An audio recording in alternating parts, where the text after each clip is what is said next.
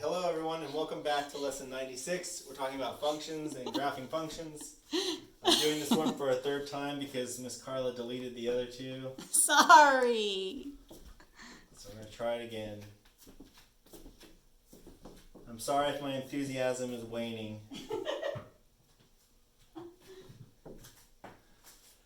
Okay, so we're talking about functions, right? And functions are an important topic for stuff that you've done for chemistry or physics or biology, just like we talked in the last lesson. Functions are a really good one. I encourage you to spend a lot of time thinking about this and figuring out these problems. So the first one, they talk about Gwen thought of a rule that used the length of a side of a square to find the perimeter of that square. So we've got a square here and we have a side, right? Well, if you think about here for a square, all the sides are going to be the same. And we know that the perimeter is going to be side plus side plus side plus side. Our perimeter, our P. So here, since we've got four S's, we've got 4S equals P. All right, and this is going to be our function. We say that the perimeter is a function of the number of sides that we have. Okay? So if you can see in the table of values that they have on page 512, lesson 96, they give you some values for the sides. So 5, so 4 times 5 is 20. 7 times 4 is 28. And then 10 times 4 is going to be 40. All right, so what do we have if we have 15? Well, 4 times 15 is going to be equal to 60. Now we know that our value here is going to be 60. Okay? So basically they're giving you a function, 4 times a value, an unknown value, and they're trying to figure out what another unknown value. So you've got two unknowns, S and P, but if you know one of them, in this case, you should be able to find the other. Okay. So let's go ahead and jump into the first example that they have here up on the board, up in your book, page 513. Find a rule for this function.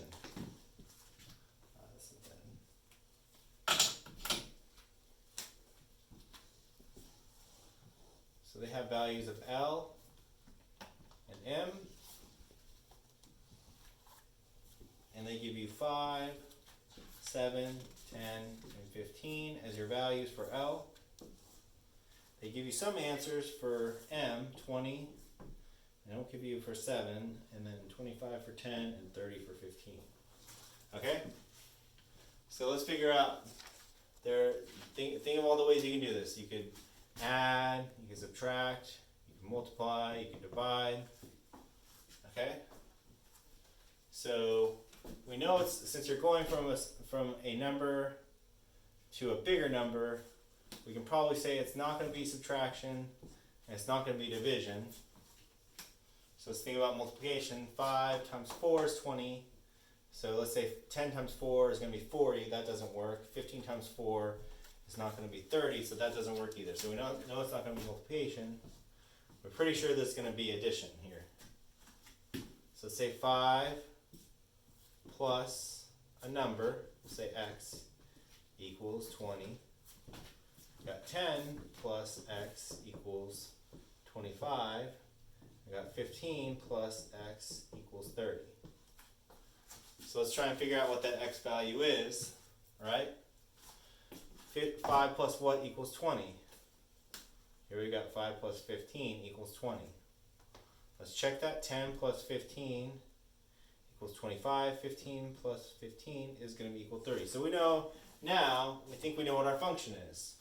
We have L, which are these values, plus 15, it's going to be 15 in every single one of these cases, equals our M value. So this is our function. M, as we say, M is a function of L plus a number. So now that we know what our function is, we can say, if we put in 7 for that L, we have 7 plus 15 what does our m equal? 7 plus 15 is going to be 22. And that fills in our table for us. Okay.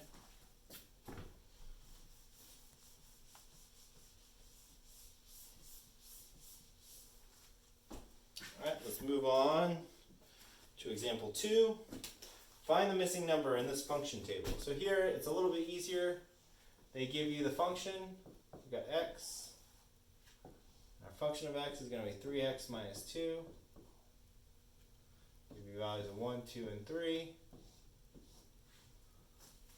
We can look at the table, but let's go ahead and try and fill in each one of these.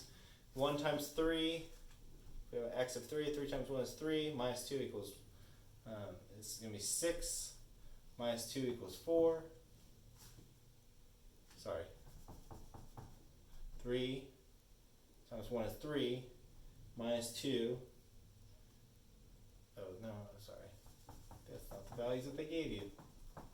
Should know this by the third time around. Let's say they give you the values of 2, 3, and 4. I put 2 in here. 6 minus 2 is going to be equal 4. 3 times 3. Let's just go ahead and write these out. 3 times 3 minus 2 equals 9 minus 2 equals 7. Now our last one, the one that they actually want you to find, we have 3 times 4 minus 2. 3 times 4 is 12, minus 2, you're going to get to 10.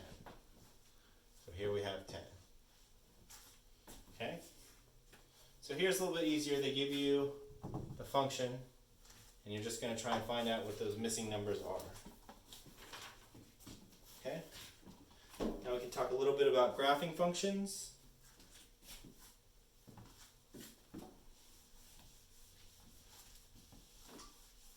I'm going to jump right into example 3. So earlier we talked about the perimeter of a square.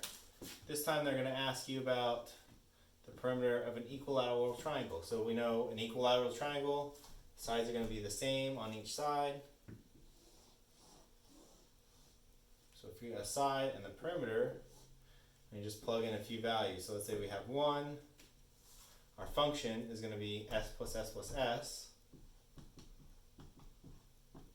Equals p.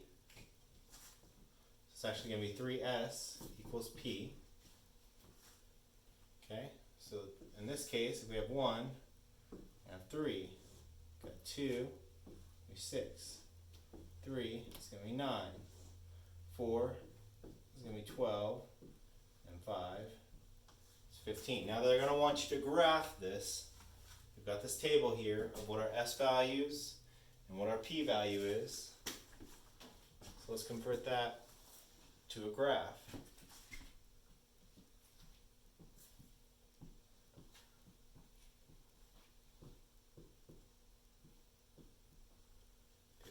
I'm jumping up some spaces here. You could number all these 1, 2, 3, 4,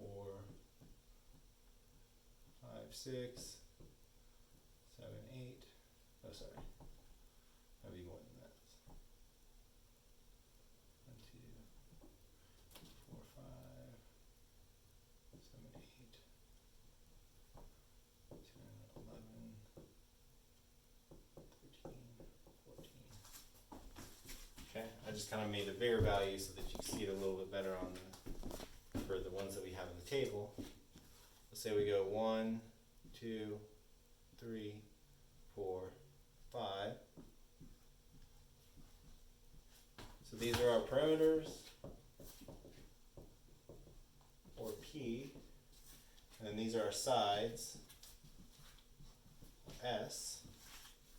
So for 1 we should get 3, 2 we should get 6, for 3 we should get 9, for 4 we should get 12, and 5 we should get 15. Now all I'm doing is I'm going by the table that we have. So 1 we get 3, 2 we get 6, 3 we get 9, 4 we get 12, 5 we get 15. So if you take this all the way up, I can go on and on and on. If you have an infinite number of values for your equilateral triangle. Okay, so that should cover it. We've got our different things that we can do with functions.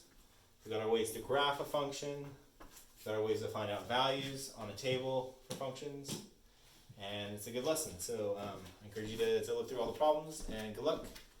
And we'll see you next with lesson 97. Last one for this week. Bye.